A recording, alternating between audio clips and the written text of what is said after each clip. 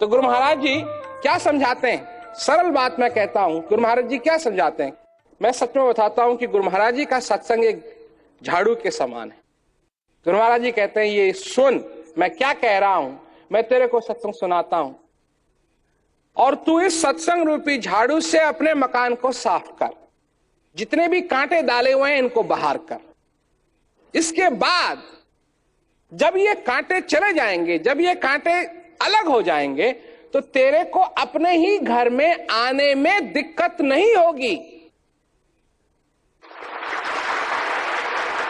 यही तो बात है ना, यही तो बात हो गई कि अपने घर में ही नहीं जाया जा रहा है। ज्ञान कहां ले जाता है? जो मैं ज्ञान देता हूं वो कहां ले जाता है? वो अपने अंदर ही ले जाता है। परंतु अपने अंदर जा नहीं सकता आदमी, क्योंकि उसको मालूम है अंदर सारे कांटे बिछे हुए हैं। सत्संग रूपी झाड़ू से कहते हैं झाड़ू लगा, और लोग उसमें भी संकोच करते हैं। कहते हैं जी ये तो मेरे ही बिछाए हुए हैं, मैं इनको कैसे अलग कर दूं? ये तो अच्छे हैं। अगर मैं अपना घर साफ करने लगूंगा, अपने घर में झाड़ू मारने लगूंगा, तो लोग क्या कहेंगे? फिर वही बात आती है ना, लोग क्या कहेंगे। हृदय क्या कहेगा इसका कुछ नहीं है। लोग क्या कहेंगे? क्यों? कि इस जीवन में हमको मार्गदर्शक की जरूरत है। क्यों जरूरत है? हम लोगों की प्रकृति ऐसी है कि जब अंधेरा हो जाता है तो दिखाई नहीं देता, और अगर अंधेरा है और उस रास्ते पे चलना है तो उजाले की जरूरत है। सीधी सी बात है ना। गुरु महाराज जी क्या करते हैं? जहां अंधेरा था वहां उजाला करते हैं, ताकि दिखाई दे और हम इस मार्ग पे चल सके, जो जीवन का मार्ग है। बनाने वाले ने किसी चीज की कमी नहीं छोड़ी। बनाने वाले ने प्रेम की कमी नहीं छोड़ी। बनाने वाले ने सुख की कमी नहीं छोड़ी। बनाने वाले ने शांति की कमी नहीं छोड़ी। बनाने वाले ने आनंद की कमी नहीं छोड़ी। परंतु अगर उसको छोड़ करके और हम उन चीजों के पीछे लगे जो अशांति देते हैं, जो दुख देते हैं, जिनसे दर्द पैदा होता है, तो फिर हमारे जीवन में और आएगा ही क्या? दुखी दुख तो आएगा। परंतु अगर हम उस तरफ अपने जीवन को लगाएं, उस दिशा में अपने जीवन को लगाएं जो हमारे अंदर है। शांति किसी पहाड़ के ऊपर नहीं है भाई।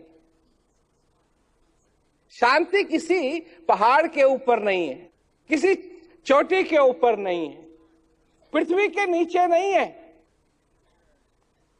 शांति सबके हृदय के अंदर। जिस शांति की तुमको तलाश है वो तुम्हारे हृदय में है। अंदर की चीज क्या है? वो कोई बनाता नहीं है, उसका कोई वर्णन नहीं है, उसको तुम, उसके बारे में तो तुम सोच भी नहीं सकते। वो तो ऐसी चीज है, उसके लिए तो कहा वो मन और बुद्धि से परे की चीज है। जिस चीज को हम अपनी बुद्धि से नहीं पकड़ सकते, अपने मन से पकड़ते हैं। जिस चीज को मन से नहीं पकड़ सकते उसको बुद्धि से पकड़ते हैं। दोनों को मिला करके कुछ नहीं बचता है, पर बचती है एक चीज, जो अंदर ज्ञान का संसार है, इस हृदय का संसार है, जो असली स्वर्ग अंदर है, जो असली अनुभव, मनुष्य का अनुभव अंदर है, जिसको समझने के लिए शब्दों की जरूरत नहीं है, विचारों के लिए शब्दों की जरूरत है।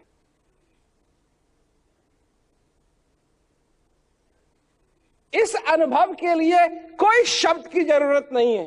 इसको मनुष्य शांति से अंदर जाकर के इसका अनुभव करे। उसके लिए किस चीज की जरूरत है? उसके लिए भगत की जरूरत है। भगत कौन है? मैं बताता हूं भगत की क्या परिभाषा है। और सारी चीजें निकाल दो मनुष्य में से, सिर्फ मनुष्य को मनुष्य रखो, वही भक्त, सबसे असली भक्त वही।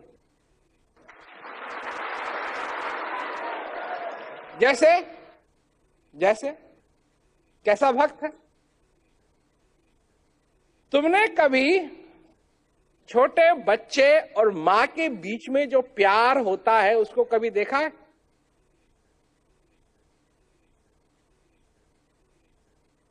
जब बच्चा रोने लगे, किसी के पास ले गए, किसी ने पकड़, जाते हैं ना लोग, नया बच्चा है या छोटा बच्चा है, लोग पकड़ने की कोशिश करते हैं।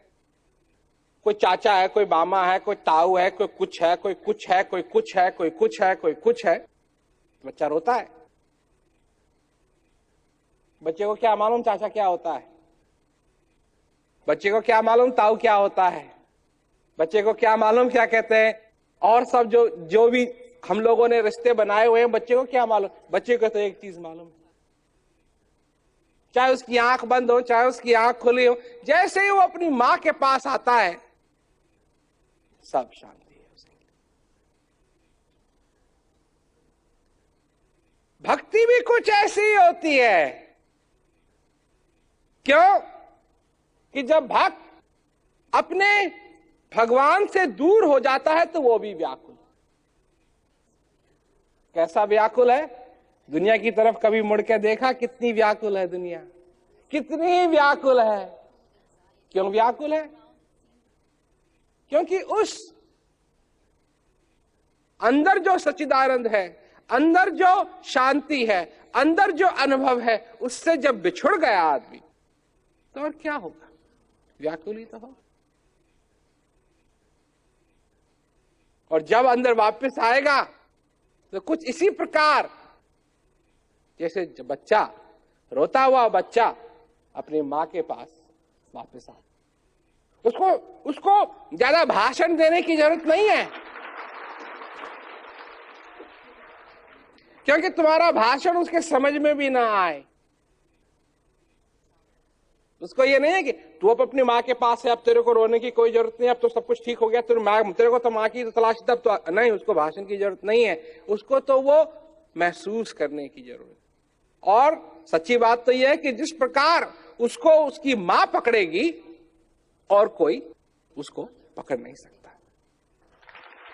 तो और माँ का मतलब माँ, ममता जिसे कहते हैं, जो उसके हित की बात हो, जो प्रेम की बात हो, जो स्नेह की बात हो, वही तो रस्सी है, वही तो डोरी है।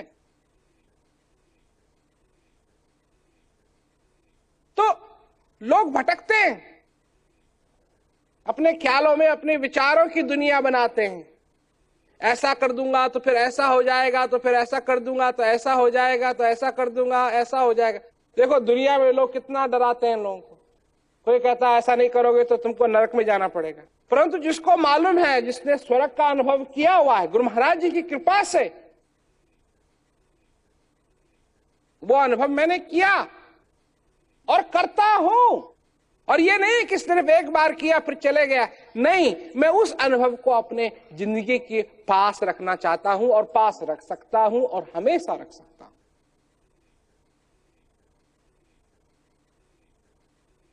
मेरे को नरक की धमकी देने की जरूरत नहीं है, क्योंकि मेरे को मालूम है कि स्वर्ग जब लोगों को पता लग जाता है कि कहां है, तो फिर नरक का नाम कौन कोई लेगा। तो इसी तरीके से समझने की बात है, ये आनंद की बात है, जिज्ञासा की बात है। हृदय को खोल करके आओ, समझो, इस चीज को समझो। मैं नहीं कह रहा हूं कि तुम्हारा अंधविश्वास होना चाहिए, मैं कभी नहीं कहता हूं, ये अंधविश्वास की चीज नहीं। इसको तुम महसूस करो, ये तुम्हारे अंदर है। जब गुरु महाराज जी के सत्संग को सुनोगे अंदर की तरफ जाओगे, जब गुरु महाराज जी की सेवा करोगे तब अंदर की ओर जाओगे। सेवा, सत्संग और भजन, ये तीनों चीजें, इन तीनों चीजों की जरूरत है मनुष्य को।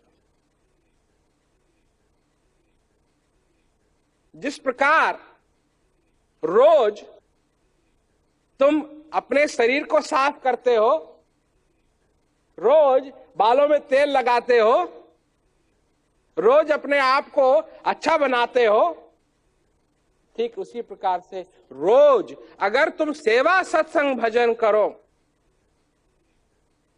तो तुम्हारे हृदय में, तुम्हारे अंदर वो ज्योति फैलेगी, वो प्रकाश होगा, वो आनंद मिलेगा, जिससे कि ये जीवन सफल होता है। इसीलिए तो कहा ना कि ज्ञान बिना नर सोवै ऐसे, लवण बिना व्यंजन जैसे। खाने का रंग तो वही है, ऊपर से तो सब कुछ देखने में वही लगेगा, पर अंदर जब चखेंगे तो नमक नहीं है तो फिर फीका फीका लगता है। तो भाई प्रेम की बात है, प्यार की बात है। क्या तुम, अब कई लोग कहते हैं जी, अब तो कम हो गया है, लोग ऐसा नहीं कहते हैं, परंतु कहा करते थे कि जे हमारे पास समय नहीं है भजन करने के लिए। तो मैं तो ये पूछता था, फिर किस चीज के लिए तुम्हारे पास समय? अगर तुम्हारे पास बैठ करके सेवा सत्संग भजन के लिए समय नहीं है, समय नहीं है, समय नहीं है, अरे तुम समझते हो तुम्हें अपने पीछे जेब में समय डाला हुआ है? इसी को कहते हैं अहंकार। जो ये समझता है कि सेवा सत्संग भजन के लिए उसके पास समय नहीं है, उस मनुष्य को अहंकार हो रखा है, क्योंकि वो समझता है कि वो समय देता है। नहीं, ऐसा नहीं है। समय तुम्हें देता है, तुम समय के अधीन हो, समय तुम्हारे अधीन नहीं। एक एक श्वास जो तुम्हारे अंदर आ रही है, ये उस परम पिता की कृपा है, कृपा है। ये उस परम पिता का प्रेम है। मैं बताऊं तुमको, भक्ति किसी क्या चीज होती है, ज्ञान क्या चीज है, मैं बताता हूं। एक दिन मेरे को एक कार्ड मिला, तो मैंने कार्ड खोला, तो कार्ड के अंदर एक कार्ड था। तो पहला कार्ड मैंने पढ़ा, तो पहले कार्ड में लिखा था कि ये एक कार्ड, ये प्रेमी ने, जिसका अब शरीर पूरा हो गया है, उसने आपके लिए दिया कि जब इसका शरीर पूरा हो जाए तब जाके आपके पास ये कार्ड पहुंचे। तो मैंने उसको पढ़ा, तो उस प्रेमी को मालूम था कि उसको जाना है, बूढ़ी अवस्था भी थी, शरीर भी काम नहीं कर रहा था, जाना है। तो उसने मेरे को कार्ड लिखा। तो कार्ड में क्या लिखा? ये नहीं कि महाराज जरा आप अच्छे अच्छे बटन दबा करके रखना ताकि मेरा सीधा स्वर्ग में एंट्री हो जाए। नहीं, ऐसा नहीं। क्या लिखा कि मैं आपको बहुत बहुत धन्यवाद देना चाहती हूं, आपने इस ज्ञान को दे करके, अपना सत्संग दे करके, अपनी सेवा दे करके मेरे जीवन को धन्य किया, और मैं आपकी बहुत आभारी हूं। तो समझने की बात है, इस दुनिया में ऐसे कार्ड कौन लिखता है? कोई लिखता है ना? कोई लिखता है? परंतु क्योंकि जब ये ज्ञान मिलता है, वो आनंद मिलता है, तो सचमुच में वो चमत्कार है। जब ये एक एक श्वास में तुम चमत्कार देखना शुरू करोगे, तब तुम जीना शुरू करोगे। अभी तो तुम जीते हुए मरे हुए हो, और जब एक एक श्वास में तुम चमत्कार देखना शुरू करोगे, तब तुम्हारी जिंदगी चालू होगी, तब तुम्हारी जिंदगी चालू होगी, तब तुम जीना शुरू करोगे, तब तुम समझना शुरू करोगे, तब तुम्हारे हृदय में उस परम पिता, उस सच्चिदानंद, वहां नहीं, यहां, यही तो चक्कर है ना। उंगली तो एक ही है, उंगली तो एक ही है, कईयों की जाती है वहां और भक्तों की जाती है यहां। तो तब तुम्हारा भी हाथ ऐसे से ऐसे आएगा, क्योंकि तुम भी समझ जाओगे कि जो चीज आनंद की है, सच्चिदानंद जिसके लिए कहा है, सत चित्त चेतना और आनंद, वो सब तुम्हारे अंदर है, और जिसकी तुमको तलाश थी वो भी तुम्हारे अंदर है। तो भाई समझने की बात है, ज्ञान की जो बात है बड़ी सरल चीज है। जितना तुम सरल रूप से इसको स्वीकार करने की कोशिश करोगे उतना ही तुमको आनंद आएगा। अगर विचारों के, ख्यालों के, धारणाओं के जाल में फंसे रहोगे तो तुम इस चीज को पकड़ नहीं पाओगे। ये तब थी जब घड़ियां नहीं थी, ये तब चीज थी जब मनुष्य का हृदय बोला कि मैं अंदर की तरफ जाऊंगा।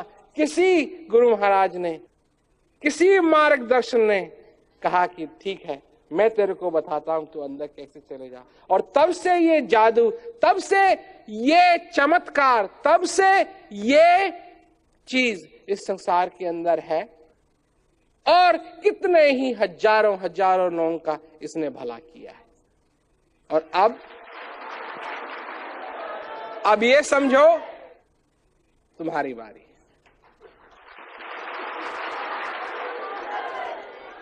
इसको सीधे रूप से समझोगे, सरल रूप से समझोगे, क्योंकि सरल है। लोग ज्ञान ले लेते हैं, फिर हमारे पास समय नहीं है जी।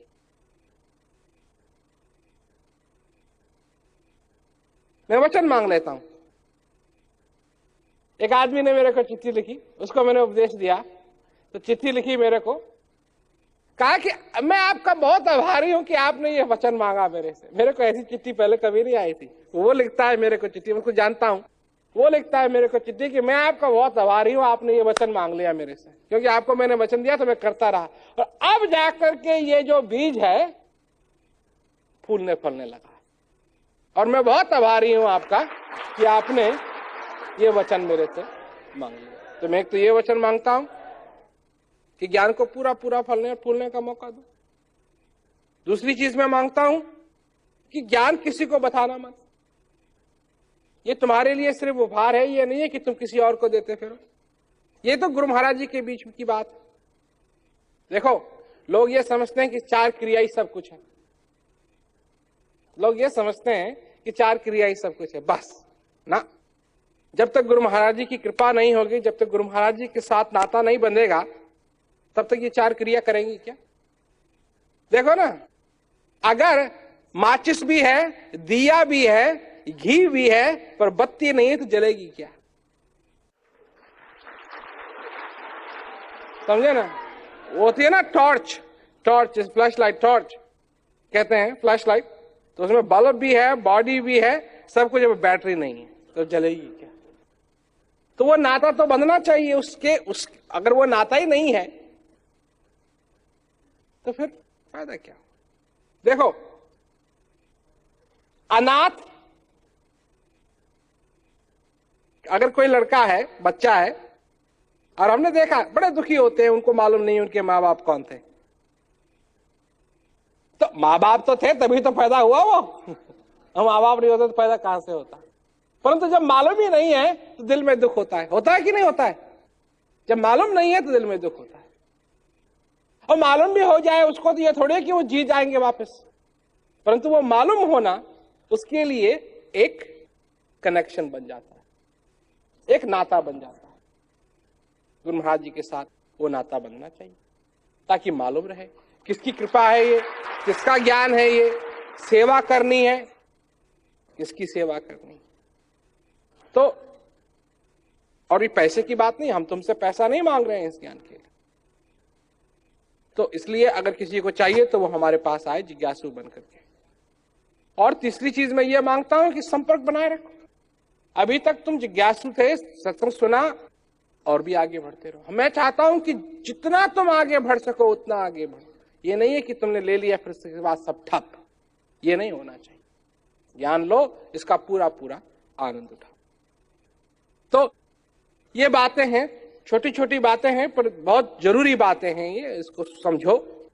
सरल सरल है, सरल, और ये समझने लायक है, आनंददायक है, आनंददायक है, और अपने अंदर जाकर के उस चीज का अनुभव तुम कर सकोगे। इसलिए तुम आओ, अपने विचारों की क्या कहते हैं बोरी में उसको मत लाओ, अपने बोझ को मत लाओ, तुम आओ, तुम आओ, मनुष्य के नाते तुमको देंगे, मनुष्य के नाते, है ना, और इसका आनंद पूरा पूरा तुम उठा सको।